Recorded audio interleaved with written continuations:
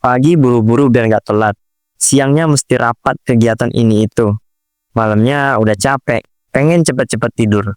Di tengah padatnya keseharian kita itu, makan jadi kegiatan yang paling sering kita kesampingkan. Solusi paling cepat supaya hemat waktu, ya makanan instan. Tapi kalian pernah mikir gini nggak? Apa yang sebenarnya kita bayar untuk semua kemudahan itu? Bukan cuma soal harga di label, tapi biaya tersembunyi di balik setiap kemasan.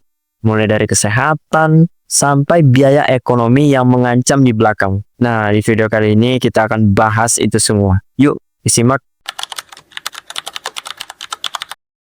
Oke, kita mulai dari hal yang paling dasar.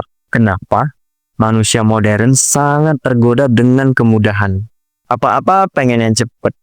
Apa-apa pengen yang instan. Ya langsung jadi. Dalam beberapa tahun terakhir, terjadi pergeseran besar bahwa orang makin jarang memasak di rumah. Akibatnya, makanan olahan dan siap saji meningkat tajam. Pergeseran pola makan ini udah jadi tren global. Bukan cuma di Indonesia aja. Banyak faktor. Yang pertama, yaitu tadi waktu. Semakin sibuk seseorang, semakin kecil kemungkinan mereka punya waktu buat masak makanan dari nol. Microwave 3 menit selesai. Rasanya oke, kenyang juga, dan jujur aja praktis banget. Kita nggak perlu repot-repot motong bawang, cuci daging, masak nasi. Dalam sekejap mata, semua udah jadi. Dan bisa langsung dimakan. Faktor kedua, ya jelas aja kemajuan teknologi dan industri makanan. Sekarang semuanya serba gampang. Mau makanan beku? Ada. Mau saus bolognese siap pakai? Ada. Tinggal beli di minimarket depan rumah. Mau makan ayam goreng tapi malas ngolah?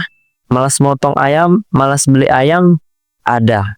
Banyak yang udah siap digoreng. Semua dibuat supaya kita ngerasa hidup tuh simple. Tinggal panasin aja jadi. Tapi di sisi lain, gaya hidup yang serba on the go ini bikin kita makin terbiasa ngemil dan nyari yang instan-instan. Gak heran kalau akhirnya kebiasaan konsumsi ini jadi bagian keseharian kita. Makan bukan lagi soal proses, tapi soal efisiensi dan kepraktisan. Setiap makanan, setiap iklan seolah ngomong, kami bantu kalian menghemat waktu. Padahal yang kita hemat justru kualitas makanan itu sendiri dan kesehatan kita. Dan di balik semua itu, ada dinamika ekonomi yang bekerja di balik layar. Banyak perusahaan yang berusaha mempromosikan ide bahwa waktu adalah uang. Artinya, semakin sibuk kita, semakin besar pasar mereka. Kemudahan jadi faktor yang paling laku. Dan kebiasaan kita membeli kepraktisan menciptakan siklus konsumsi yang terus menguntungkan mereka. Kita pasti sering mikir banget kayak gini. Beli makanan instan murah kok. Praktis lagi. Cepet, nggak ribet, dan yang paling penting hemat. Tapi coba pikir ulang deh. Emang beneran iya murah? Atau cuma kelihatannya aja murah? Soalnya, kalau dihitung-hitung dalam jangka panjang, justru bisa jadi sebaliknya. Makanan instan dan olahan itu punya yang namanya hidden economic cost. Biaya tersembunyi yang nggak langsung kita rasain hari ini. Tapi pelan-pelan numpuk dan akhirnya harus dibayar mahal. Bayangin gini, kita sering makan makanan cepat saji karena harganya cuma ribuan atau belasan ribu. Sementara masak sendiri kan butuh waktu dan bahan. Tapi setelah beberapa tahun, karena pola konsumsi yang nggak sehat ini, kita jadi gampang capek, kolesterol naik, atau malah kena penyakit kronis. Nah, di situ baru terasa biaya yang sebenarnya. Mulai dari pengeluaran untuk dokter, obat, tes laboratorium, sampai rawat inap, belum lagi hilangnya produktivitas. Kita jadi gampang capek, sering izin kerja, performa kerja menurun, dan semua itu punya harga. Kalau dikumpulin, jauh lebih mahal dari harga seporsi mie instan atau burger di pinggir jalan. Dan yang lebih menarik lagi, sistem ini tuh kayak lingkaran setan. Harga makanan sehat relatif mahal. Sementara makanan olahan super murah dan gampang didapat di mana-mana. Akibatnya, makin banyak orang yang memilih opsi cepat dan murah, yang justru memperburuk kesehatan di kemudian hari. Hasil akhirnya, negara juga ikut menanggung beban biaya kesehatan yang makin tinggi. Jadi, kalau kalian selama ini merasa makan instan itu hemat waktu dan uang, coba pikir-pikir lagi deh. Bagian yang nggak kelihatan adalah tagihan yang muncul nanti dalam bentuk kesehatan yang menurun dan biaya hidup yang diam-diam membengkak. Kenyataannya, investasi terbaik bukan cuma di saham, emas, kripto, tapi di tubuh kita sendiri. Karena kalau tubuh kita udah bangkrut, yang lain nggak akan ada artinya. Kalau dilihat sekilas, makanan ultra proses itu kayak produk ekonomi yang paling sempurna.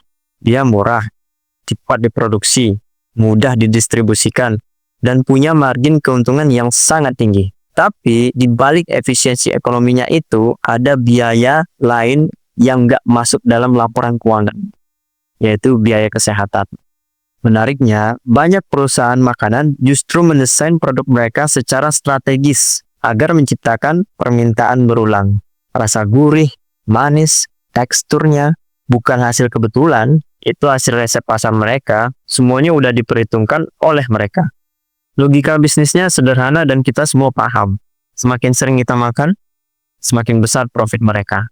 Jadi, kalau kita ngerasa nggak bisa berhenti ngemil, itu bukan kesalahan kita 100%, tapi hasil dari rekayasa perilaku konsumsi yang sangat terencana.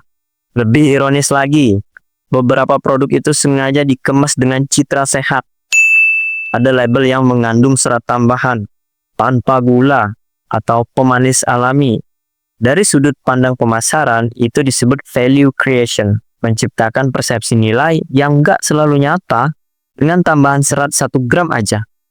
Produk bisa dijual lebih mahal dan tetap laku, padahal manfaat kesehatannya hampir nggak ada sama sekali. Kalau dipikir-pikir dari perspektif ekonomi mikro, konsumen seolah-olah dapat utility tinggi, kenyamanan, rasa enak, harga yang murah. Tapi kalau kita hitung total cost, ternyata justru rugi besar.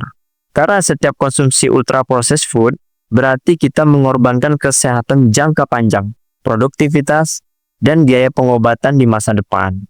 Dan ironisnya, semua itu terjadi pelan-pelan, tanpa kita sadari. Karena sistemnya memang dibangun untuk membuat kita terus membeli, terus merasa butuh, dan terus berpikir bahwa ini normal. Jadi udah saatnya kita ubah cara pandang kita. Daripada cari yang cepat dan murah, kita bisa mulai menghargai proses. Masak di rumah, beli bahan segar, dukung petani lokal, dan sedikit demi sedikit menggeser kebiasaan konsumsi ke arah yang lebih baik. Kalau kalian suka konten ini, jangan lupa like, subscribe, and aktifkan lonceng notifikasi.